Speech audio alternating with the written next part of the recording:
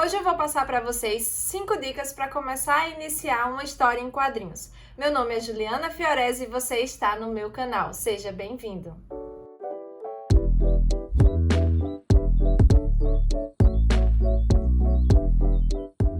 Então vamos à dica número 1. O que eu tenho para falar para vocês é que antes de começar a pensar na sua história em quadrinhos, você precisa definir exatamente qual será o tema da sua história. Com esse tema já fechadinho, dificilmente você vai se perder ao longo de todo o processo da sua HQ. Eu sou uma pessoa que gosta muito de histórias de terror, seja em livros, em filmes ou em séries. É um conteúdo que eu estou sempre consumindo e por isso mesmo todas as minhas HQs até então estavam envolvidas nesse tema de suspense, de terror, de melancolia. Então, antes de começar qualquer trabalho, eu defino exatamente qual vai ser o tema da minha história.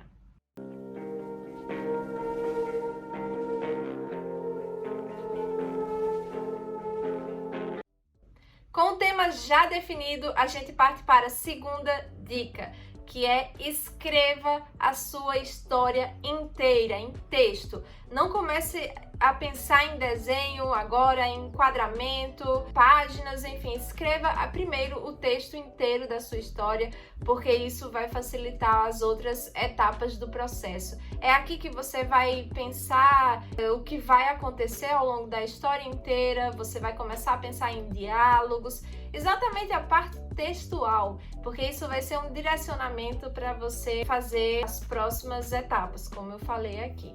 Eu fiz isso com a HQ Clara Carcosa, deu certo. Fiz isso com a HQ Lenora, apesar de não ter escrito a história, eu comecei a desenvolver uma certa parte textual ali para me orientar nas fases seguintes. Fiz isso com a HQ da Fran e estou fazendo isso com a minha nova HQ que está aí em processo de construção. Então esse texto ele vai servir de guia para direcionar você no que você vai ter que fazer ao longo de todo esse trabalho, que é um trabalho mais demorado.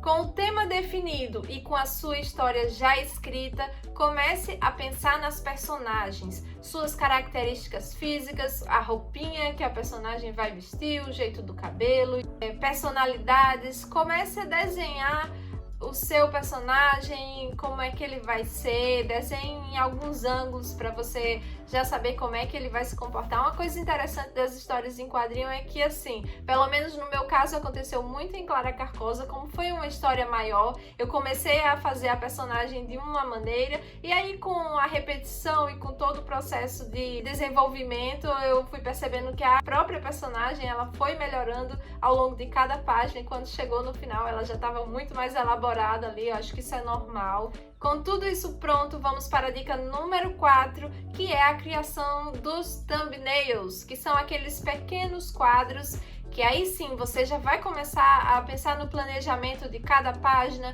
vai começar a pensar em quantos quadros vão ter ali ao longo do seu quadrinho, e é nesse momento que a gente vai descobrir quantas páginas a nossa história vai precisar e quantas páginas vamos ter que desenvolver ao longo de todo esse trabalho. Essa parte de thumbnails, ela não deve demorar tanto no sentido de fazer detalhes e se preocupar com mínimos detalhes. Ela tem que ser uma página que você vai colocar o posicionamento das personagens nos quadros, você vai pensar na virada das páginas, você vai colocar os balões, vai separar o lugar dos textos, enfim, é uma coisa mais rápida, assim, pequena, sem detalhes, mas que vai lhe guiar na hora de você partir para a próxima etapa. Por fim, e eu acho que a etapa mais demorada, é a dica número 5, que é comece a fazer os desenhos finais da sua HQ no tamanho real.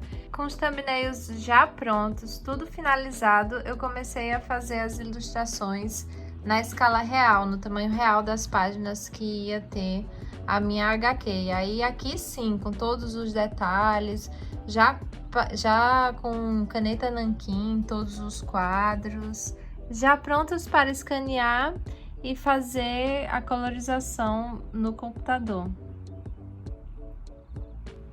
Só para lembrar que essas dicas que eu acabei de passar foram baseadas na minha própria experiência de quadrinista.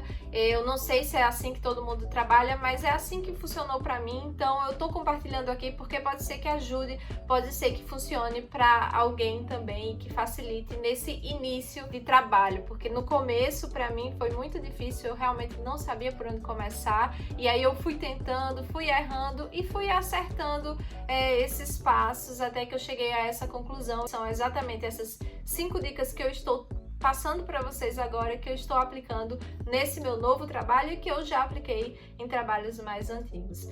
Espero que vocês tenham gostado desse vídeo, que ele seja útil e que, se você gostou, dá um joinha aqui, porque isso ajuda demais o meu canal a crescer. Inscreva-se no canal se você ainda não é inscrito. E é isso, um beijo e até a próxima!